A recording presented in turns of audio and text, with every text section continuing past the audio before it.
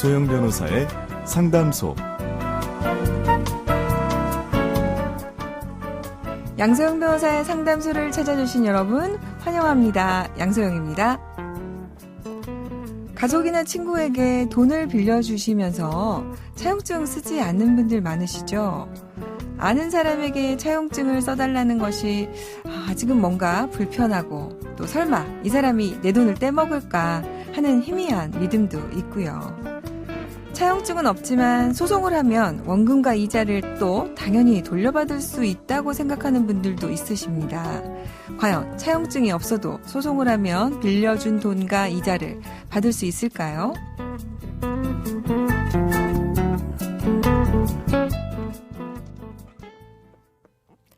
법무법인 승인 양소영 변호사입니다. 민사소송은요, 사실 어떻게 보면은 아주 중요한 싸움입니다. 누가 사실을 증명해서 내 말이 맞다, 이렇게 해야 되는 건데요. 그 사실이 맞다는 걸 인정받는 것은 두 사람 사이가 아니라 제3자인 판사입니다. 그러다 보니까 오늘 얘기를 한번 잘 들어보셨으면 좋겠습니다. 차용증이 있으면 거기에 적힌 사실은 제3자인 판사로부터, 그러니까 즉 소송에서 사실로 인정이 되고 여기에 대해서 증거가 있는 것으로 봐서 이길 수가 있습니다. 그런데 차용증이 없으면 빌려준 사람은 어떻게든지 빌려준 사실과 그리고 그에 대한 이자를 또 받아야 된다는 이 사실을 증명을 해야 합니다.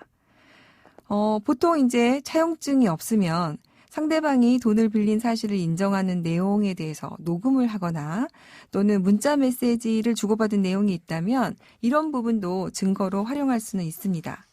그런데 대부분 이체한 기록만 있으면, 계좌로 줬던 그런 기록만 있으면 내가 돈을 빌려준 걸 인정받지 않겠느냐라고 많이들 생각하시는데요. 그렇지 않습니다. 대법원은 이렇게 판시를 했습니다. 계좌 거래 내역은 그 자체가 내가 상대방에게 어떤 이유로든 돈을 건넸다는 사실만을 증명할 뿐이다. 그 돈을 빌려주었다는 사실을 증명하는 것은 아니다. 이렇게 판단을 하고 있습니다. 그러니까 그 돈을 선물로 줬는지, 부조금으로 줬는지, 축의금으로 줬는지 이렇게 볼 수도 있다는 겁니다. 결국 돈을 상대방에게 보낸 계좌 내역이 있더라도 빌려준 사실을 별도로 증명을 해야 합니다. 그러니까 차용증이 있다면 이런 사실을 증명하기가 쉽겠죠? 꼭 차용증을 받으셔야 합니다. 양담소에서 함께 나눠볼 법률 궁금증이 있다면 YTN 라디오 양소영 변호사의 상담소 홈페이지에 남겨주시면 됩니다. 양담소 홈페이지에 자주자주 놀러와 주세요.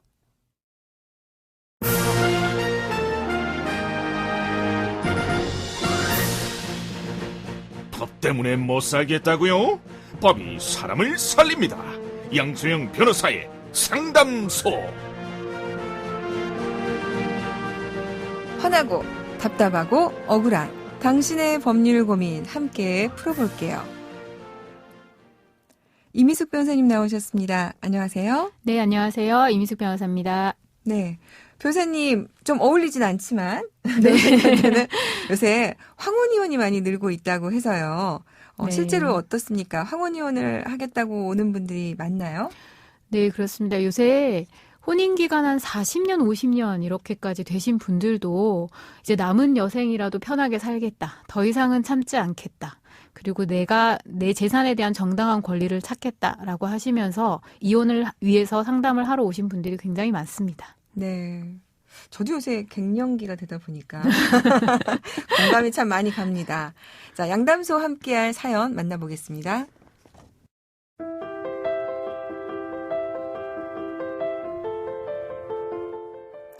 어릴 때부터 부모님은 사이가 좋지 않으셨습니다. 잦은 다툼이 계속되었고 결국 뒤늦은 이혼을 선택하셨습니다. 두 분이 이혼 후 3년이 지났을까요? 아버지는 암 진단을 받았습니다. 다행히 수술로 건강을 되찾을 수 있었는데요. 병원 입원 기간 동안 아버지를 보살펴줬던 간병인과 마음이 맞으셔서 동거까지 시작했습니다. 그리고 5년 후 아버지의 건강은 다시 나빠졌고 이번엔 치매 판정까지 받으셨습니다. 그런데 얼마 전 놀라운 사실을 알게 되었습니다. 간병인이 치매에 걸려 자식들조차 못 알아보는 아버지와 혼인신고까지 한 겁니다. 아버지가 치매에 걸린 후 한 이 혼인신고, 다시 되돌릴 순 없을까요?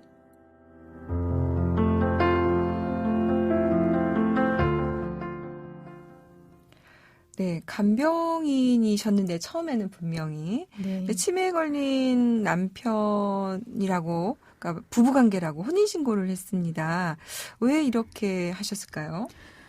사실 혼인신고를 하지 않은 사실혼 배우자의 경우에는요, 갑작스럽게 그 배우자가 사망했을 때 이혼으로 인한 뭐 재산 분할을 받을 수도 없고요.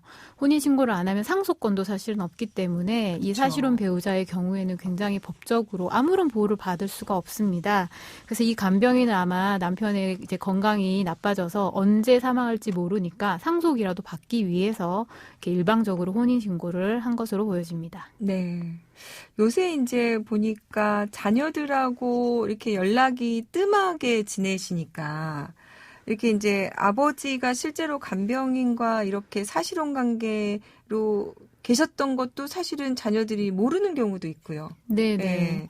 그리고 또 뭐 아버지가 또 몸이 아프셔서 잘 의사표현하기가 힘드시고 또 치매까지 오셨으니까 자녀들 입장에서는 이제 혼인신고 된 것도 몰랐다가 이걸 알게 되니까 굉장히 좀 놀란 것 같은데 이럴 경우 자녀들이 보통 이 혼인을 잘 인정하려고 하지 않잖아요. 네, 대부분 그렇습니다. 네. 이럴 네. 경우는 어떻게 법적으로 대응을 하죠? 사실 원칙적으로 치매로 인해서 의사 능력이 없는 경우에 일방적으로 혼인신고를 한 경우는 이런 혼인신고는 무효인데요. 다만 이제 우리 법원에서 예외적으로 이제 사실혼 관계가 어느 정도 지속된 경우에 그 사실혼 배우자가 일방적으로 혼인신고를 한 경우에는 사실 그 의사 능력이 없는 배우자가 이 사실혼 관계를 유지한 것으로 보아 이 혼인을 할 의사가 있었다라고 추정을 해주기 때문에 이런 혼인신고도 사실 유효하다고 판결을 하고 있습니다. 그래서 이 사례자분의 경우에도 이 간병인이 실제로 이제 5년간 동거하면서 사실혼 관계를 유지를 했다면 이게 일방적인 혼인신고라 하더라도 이 혼인은 유효하게 됩니다. 그러면 이제 5년 정도 지금 같이 사셨으니까 이게 이제 이미 그때부터 사실혼 관계가 시작이 됐다면 이 혼인은 유효하게 볼 가능성이 매우 높고 네네. 그런데 이제 그때 그런 것은 아니었는데 아버지가 치매로 들어가면서부터 혼인 관계가 있었던 걸로 보인다면 그러니까 이제 이 부분이 잘 입증이 된다면 그럴 경우에만 무효로 된다. 네, 이렇게 볼 수 그렇습니다. 있는 거죠. 네네. 예. 그러면 사실 이런 상황에 처해 있는 자녀들이 좀 있으실 것 같아요. 그러니까 이제 이제 치매라는 게 이제 워낙 기간이 오랫동안 진행이 되다 보니까 지금은 초기지만 앞으로 또 이럴 가능성이 있는 부모님들이 간병인과 사이에 이런 사실혼 관계 문제가 발생할 수 있을 여지가 많은데 네. 이럴 경우에 어떤 제도가 좀 도움이 될까요? 법적으로?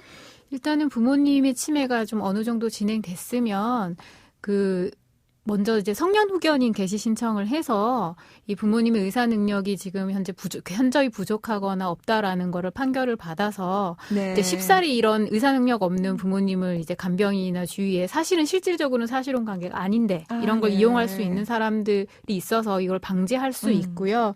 그다음에 이제 만약 이런 경우 실제로 혼인 신고가 이루어진 경우에 부모님의 그 의무기록 사본을 확인해 보셔서 치매 검사를 한 경우에 그 수치라던가 이런 거를 확인해 보셔서 그 사실혼이 시작될 무렵에 정말로 부모님이 이 의사 능력이 있었는지 현저히 네. 부족하지는 않았는지 이런 거를 한번 확인을 해 보시고 가능하면 혼인 무효 소송을 통해서 이 혼인을 무효로 돌릴 수도 있습니다. 네. 그 변호사님 방금 성년 후견인 제도 잠깐 얘기해 주셨는데요. 네. 그 성년 후견인 제도에 대해서 조금 더 설명을 해 주시겠어요? 네, 성년 후견인 제도는 사실 질병이나 노령 등으로 그 자신의 재산을 스스로 관리할 능력이 없거나 아니면 신상에 대해서 스스로 결정할 수 있는 그런 능력이 현저히 부족하거나 없는 경우에 이런 분들을 이제 보호하기 위해서 국가에서 이제 그 성년 후견인 제도를 실시하고 있는데요. 법원에 이 사람이 의사 능력이 부족하다라고 해서 성년 후견 개시 심판 청구를 하면 이제 의사 능력이 부족한 사람을 대신해서 재산을 관리하고 신상에 관한 결정을 할 수 있는 후견인을 지정을 해줍니다. 그러면 이제 이 사연으로 돌아와 보면 지금 자녀분들이 미리 이 아버님에 대해서 성년 후견인을 신청을 했더라면 이렇게 자녀들이 모른 상태에서 혼인신고를 하거나 이런 일은 발생하지 않았을 수 있다. 예, 그렇습니다. 그러면 이제 예방적으로 이용할 수 있는 제도이기도 하네요. 네네네. 네. 그러면 후견인 선정은 어떤 사람들이 되는지 기준에 대해서 좀 설명해 주시겠어요? 원칙적으로는 당사자 의사가 가장 중요하고요. 그 외에 뭐 건강이나 부양 관계, 뭐 그리고 후견인이 될 사람의 뭐 직업 경험 이런 여러 뭐 이해관계들의 또 의견 이런 걸 고려해서 정하는데 사실 가족들 사이에서 뭐 의견이 일치되면 그 일치된 사람으로 법원에서는 대부분 선임을 해주고요. 다만 이제 서로 이해관계가 대립돼서 의견이 다른 경우에는 뭐 공동으로 선임을 한다던가 아니면 제3자로 그 후견인을 선임해 주는 경우도 있습니다. 네. 이게 저희가 사건을 진행하다 보면은 서로 후견인이 되겠다고 싸우는 경우도 있고요. 네, 대부분 많습니다. 그런 경우가. 네. 사실은 네. 근데 후견인의 일이 굉장히 뭐 복잡하잖아요. 네, 네. 예, 해야 할 뭐 서류 같은 것도 많고. 예, 재산 목록도 이제 정리해서 매년 보고를 해야 되고요. 또 후견인이라고 해서 모든 걸 마음대로 할 수 있는 건 아니고요. 네. 뭐 재산을 처분하거나 이런 일정 부분의 행위에 대해서는 법원의 허가를 받아야 하고 또 법원에서 선임한 후견 감독인이 있습니다. 그래서 후견 감독인한테 감독인의 감독도 받아야 합니다. 네, 그래야 후견인이 마음대로 재산을 처분하지 않을 테니까요. 네. 저는 옛날에 그런 사건이 하나 있었어요. 그 자녀분들이 상담을 오셨는데 아버지가 간이 안 좋으신 거예요. 네. 간이 안 좋으신데 같이 살고 계시는 이제 동거인이 계셨는데 옆집에서 연락이 왔어요. 아버지가 간이 안 좋으신데 매일 막걸리 빈병이 박스로 나온다는 거예요. 그러니까 이제 동거인이 간이 안 좋으신 분을 계속해서 일부러. 술을, 네. 그래서 실제로 가봤더니 그 아버님이 상태가 매우 안 좋아지신 상황에서 그 동거인에게 상당 부분 재산을 증여하신 케이스가 있었습니다. 사실 이럴 때 이제 이용할 수 있는 제도.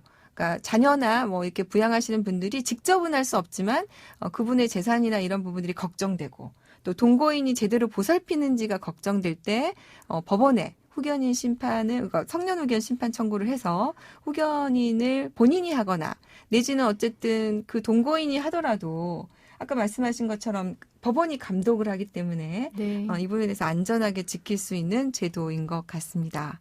네, 오늘 저희가 어떻게 사연을 하다 보니까 혼인무효소송에서 성년후견 제도까지 왔네요. 네.